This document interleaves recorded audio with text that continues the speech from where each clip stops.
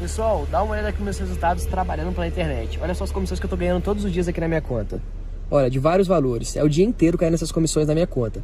Quer aprender como que eu faço isso? Então clica no link na descrição desse vídeo que eu vou te ensinar exatamente como que eu faço. E falando em vendas, olha só os resultados do meu dia de hoje. E olha que o dia ainda tá começando.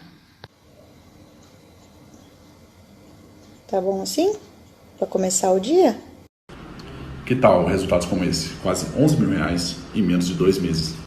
Sabe como eu consegui isso? Aprendi com o João Pedro. Fala galera, beleza? Mano, tô aqui besta com o que eu fiz hoje. Inacreditável, inacreditável. Imagine se eu fosse o dono do produto. Hein, João Pedro? Hein, Jéssica? Imagina aí. Olha o que eu fiz em um dia. Nossa, até agora não tô acreditando. Não tô acreditando de verdade. Olha só, imagine se eu fosse o dono do produto. Valeu, João. Tô muito feliz, mano. Quer aprender como que eu faço isso? Então clica no link na descrição desse vídeo que eu vou te ensinar exatamente como que eu faço.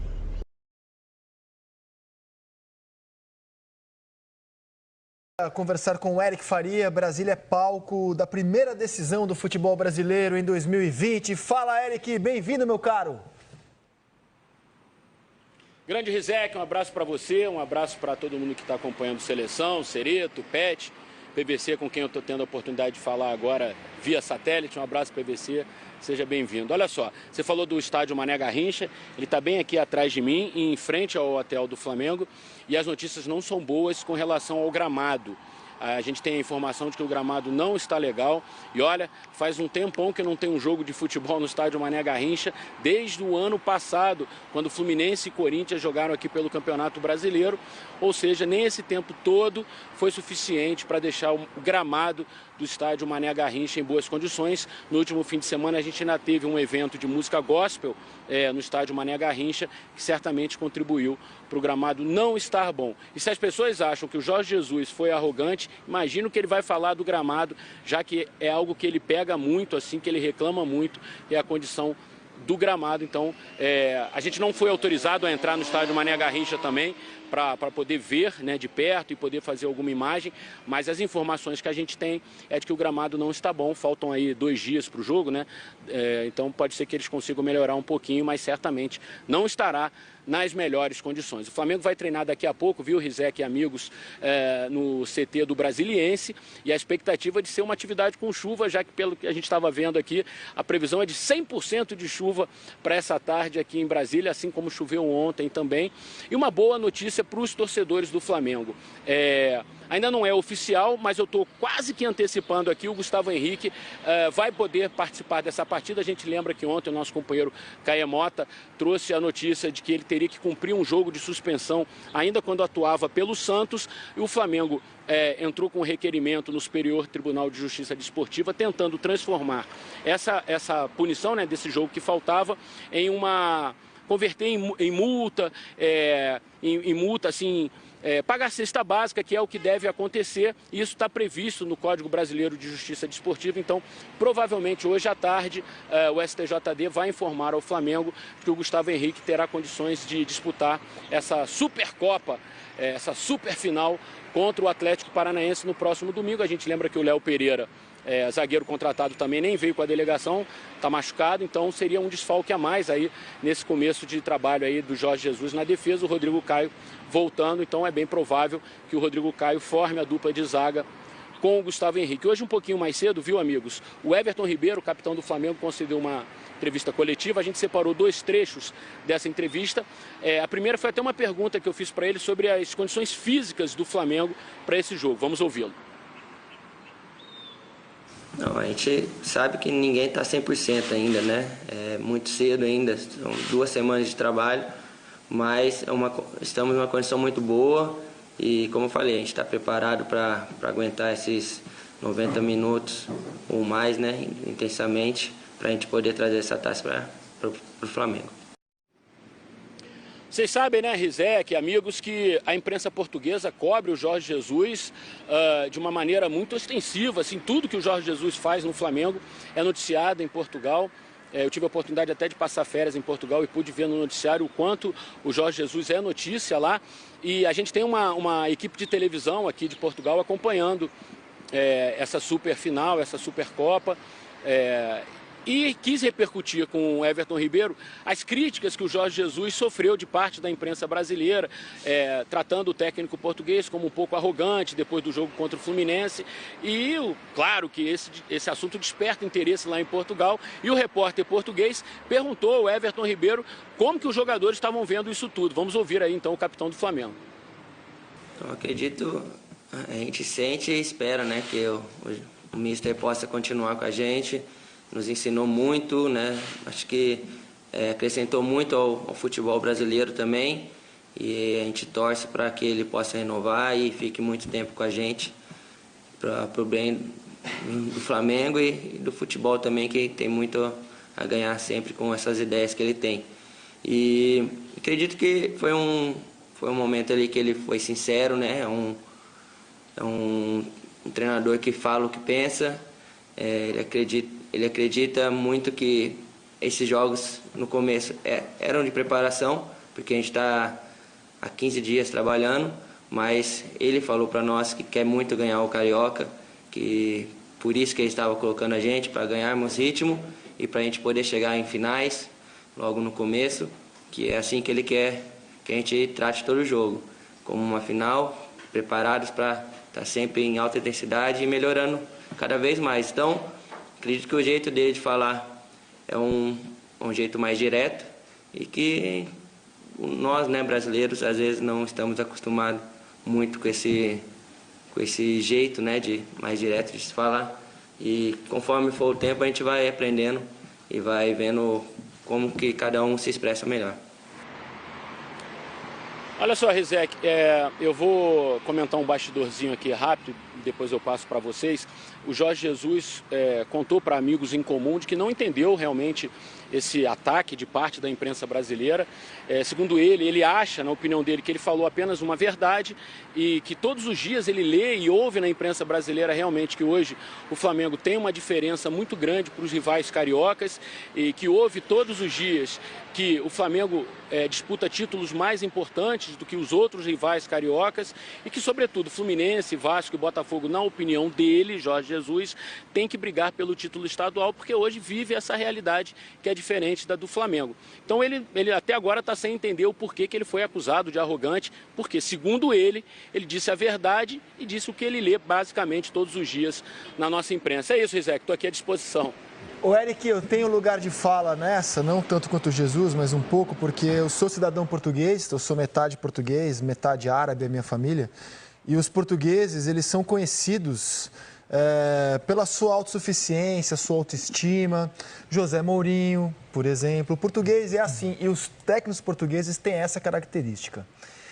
De toda forma, eu acho que a gente é esquizofrênico aqui no futebol brasileiro, porque quando o cara não fala o que pensa, não, o importante é ter humildade, fé em Deus, respeitar o adversário, e são 11 contra 11, a gente critica. Pô, fala o que você pensa. Quando o cara fala o que ele pensa, que aliás é o que pensa 100%, o que pensam 100% das pessoas que acompanham o futebol, o Flamengo se descolou mesmo dos seus rivais.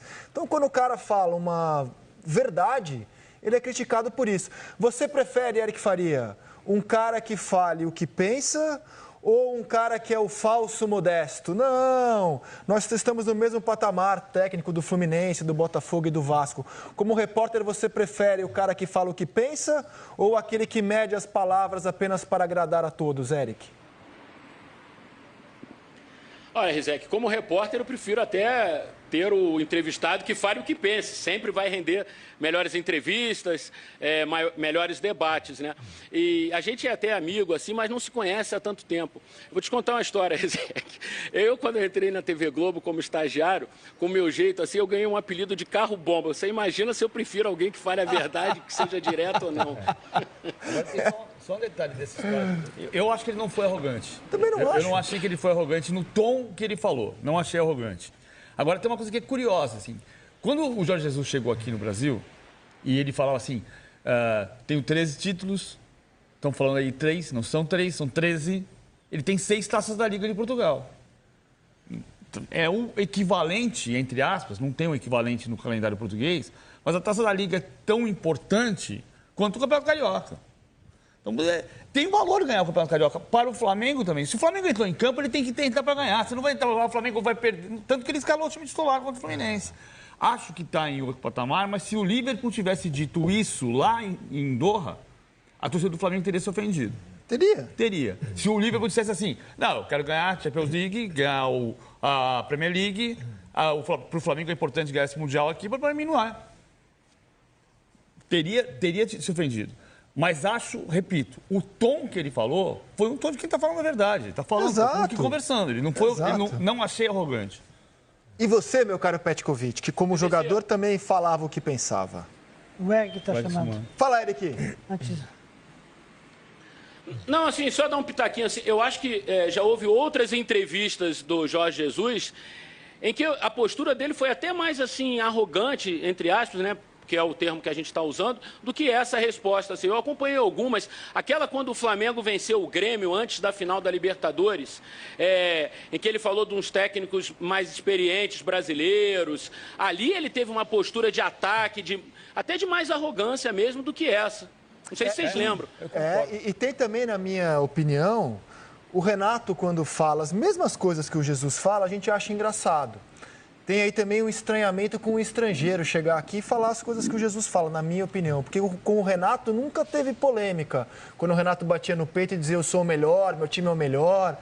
Gente, temos coisas mais sérias com que se preocupar. As dívidas dos clubes, os cantos homofóbicos em estádios, insultos racistas em estádios, gramados. É isso que a gente tem que debater. O cara falar uma verdade, sinceramente, não devia ser assunto. E aí, Petkovic?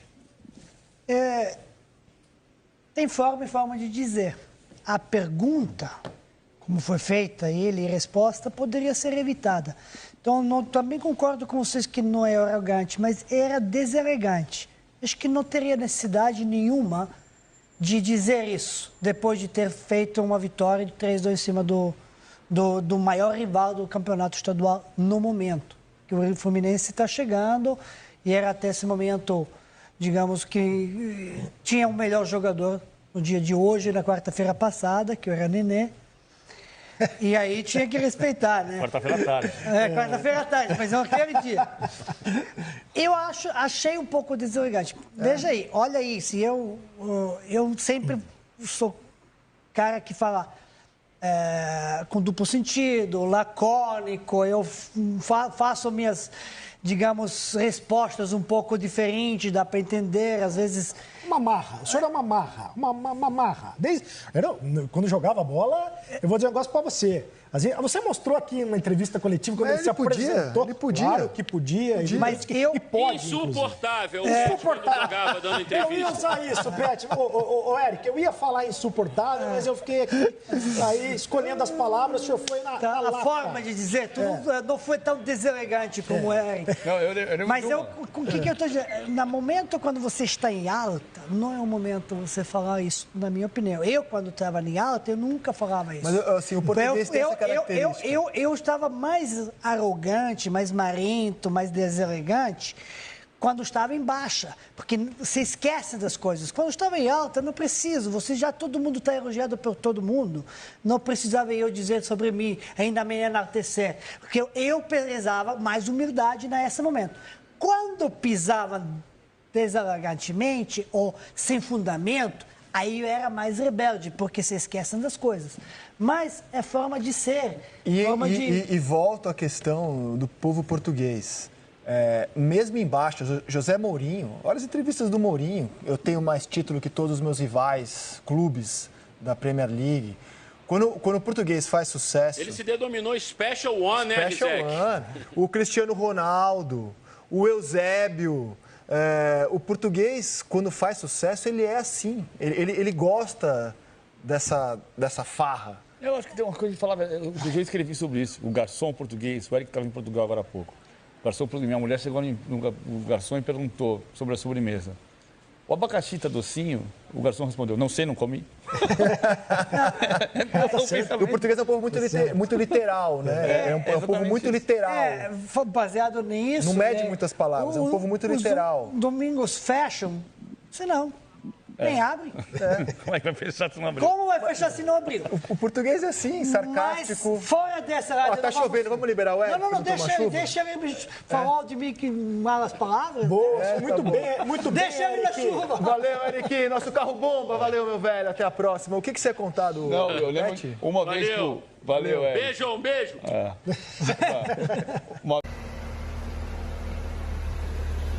Pessoal, dá uma olhada aqui nos meus resultados trabalhando pela internet. Olha só as comissões que eu tô ganhando todos os dias aqui na minha conta. Olha, de vários valores. É o dia inteiro caindo essas comissões na minha conta. Quer aprender como que eu faço isso? Então clica no link na descrição desse vídeo que eu vou te ensinar exatamente como que eu faço. Beleza? Esse vídeo aqui é um rápido agradecimento ao João Pedro, um dos meus professores, que nesse mês de janeiro me ajudou a faturar mais de 17 mil reais em comissões. Vou mostrar aqui pra vocês, vou até dar uma atualizada na minha tela da Monetize. Então, como vocês podem ver, até passou um pouco de 17 mil. Valeu, João Pedro e toda a equipe. Tamo junto. Eu acabo de encerrar meu dia de vendas e só hoje eu faturei R$ 2.857, sendo que só nesse mês eu já consegui faturar R$ 15.800. Ninguém melhor do que o João Pedro, que foi com quem eu aprendi, para te ensinar isso. Clique no link na descrição desse vídeo que eu vou te ensinar como ganhar dinheiro online de verdade.